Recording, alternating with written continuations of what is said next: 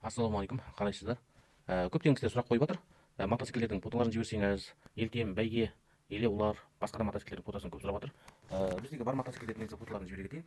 Бұл біздің YouTube каналымыз болады. Бұл YouTube каналдың ішінде арнайы бірінші парақ ол видеолар болады барлығы, қысқа видеолар. Екінші парағы кәдімгідей мотоциклдердің видеолары. Одан төртінші парағында существа дейді. Яғни бұл біздің мотоциклдердің фотолары. Яғни сізге қандай мотоцикл керек? Қандай мотоцикл көргіңіз келеді?